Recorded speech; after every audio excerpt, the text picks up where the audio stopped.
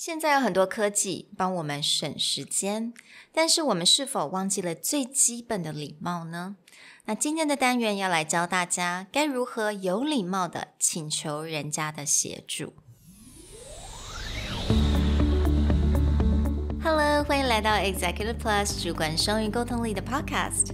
我们希望带给大家最实用的沟通工具，包括了成功人士对全球市场的分享、职场英语的技能、跨文化沟通技巧与其他能帮助您成为出色领导者的工具。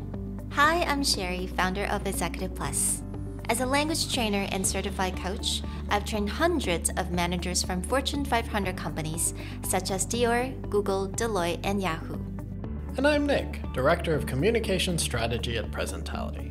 I've helped startups raise millions of US dollars in funding and train the executives of publicly listed companies to present on the global stage. Welcome to the Executive Plus podcast, where you can take your communication and language skills from good to great.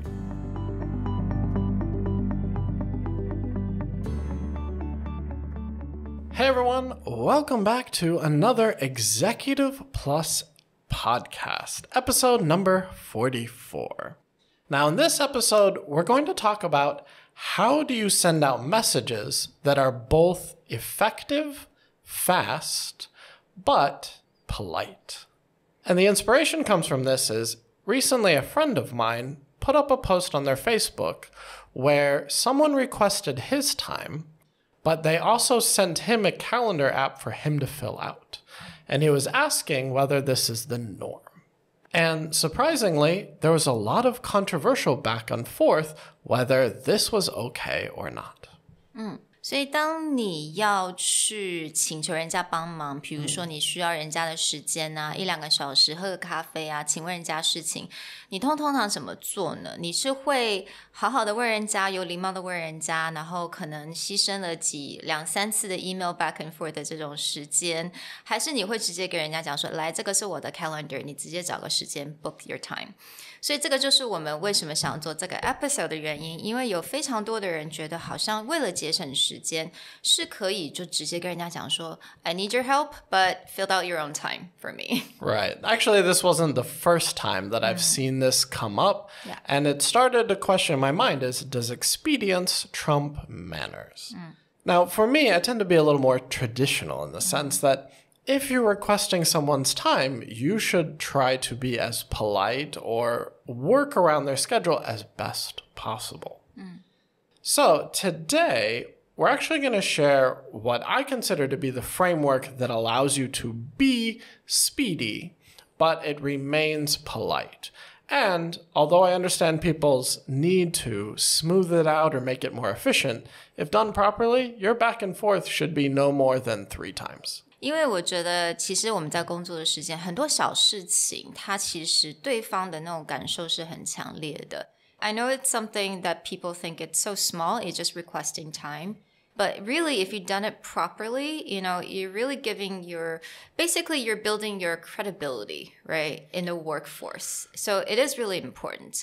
我们如果真的是用一种有效而且是有非常有效率的方式，其实它不用说让我们就把这个礼貌这个东西就放旁边，其实是可以一起的。Yeah, to me it becomes interesting that this is controversial because the reality is, if anyone walks away feeling weird, it's still probably not the best way to go. Yeah. So they may appreciate the speed part, but it may just feel awkward. So for the time being is, how do we get that balance between the speed and the politeness?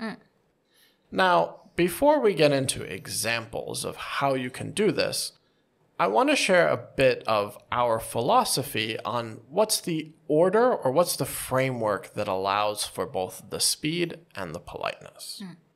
And the framework is pretty simple. You should actually only have an email back and forth 3 times. Your first email should be your request, also building a bit of connection with the other side, and then offering a timing window. Within the next few weeks, within the next week, or during these days, when would it be convenient to talk, but that timing window. If you cannot quickly come to a schedule, the second round of email should be thanking them for their time and requesting either an app from them to schedule based on their calendar or offering your own scheduling app. If you build a schedule based on that, your third email should just be a confirmation of time and thanking them for working with you. 所以如果你是用很有效率但是又很有礼貌的做法，其实你 email 的时间不用很多，基本上就是3封。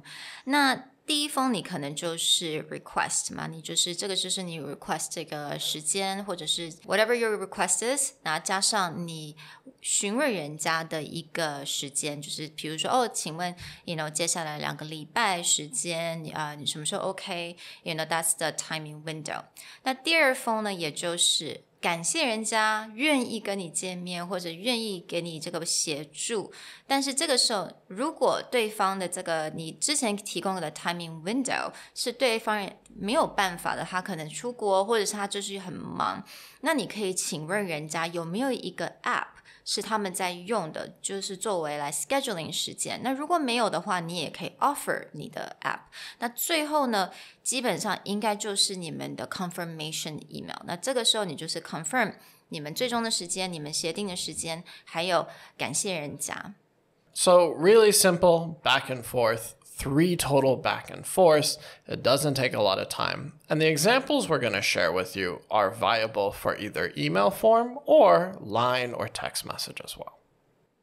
So let's say that, for example, I want to request someone's time for a meeting or some kind of consultation.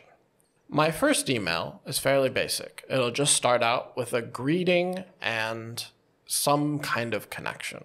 I might say like, Dear Sherry, I really enjoyed your talk at a conference last week. I gained a lot of insight on this thing. And that opening part is just to, again, establish connection, establish how you know the person, but it should stay under 1 to 2 sentences. 所以这个地方大概1-2句就可以结束了，一个很简单，就是最主要就是让人家知道说，你们是，如果他不是你们非常熟悉的朋友，当然你就提醒他一下，我们大概什么时候见过面，那我也觉得I gain a lot, I learn a lot from you, something really nice, but something very specific that connects to you, that person. Right. And then after you do this quick opening, you just jump into requesting the time. Now again, if you're looking for expedience or speed, try to keep this in 1 to 2 sentences, but it may just be something like, may I ask you for a quick consultation on this topic? I would like to have a better grasp of, or I would like to better understand this thing. 所以这个部分也是1到2句就可以完成。这个时候你就是进入你的正题May I ask for a quick consultation， 或者是 a quick meeting about this， 或者是I would like to understand more about something, or I would like to have a better understanding of 不管是什么 topic。 Now the third part of your email is when you get into requesting time. The key behind a successful time in this is not only to politely request time, but give them a window of timing. Otherwise, it may just be left to eternity, within the next month or within the next year they can get back to you. But you may say something like, I was wondering if you are available for the next 2 weeks. I believe a 2-hour session would be sufficient to ask my questions. Please let me know if there's a better time for you, and I will try and make arrangements.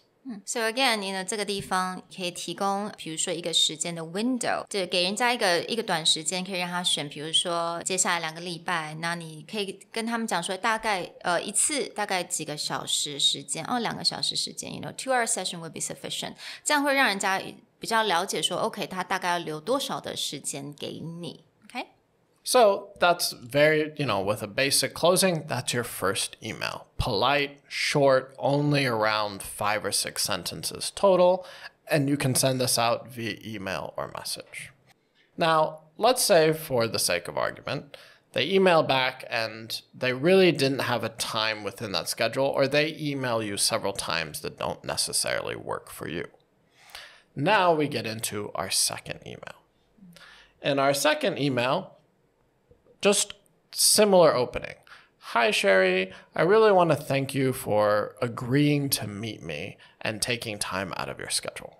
So you have a simple greeting plus gratitude, showing you're thankful for scheduling the time.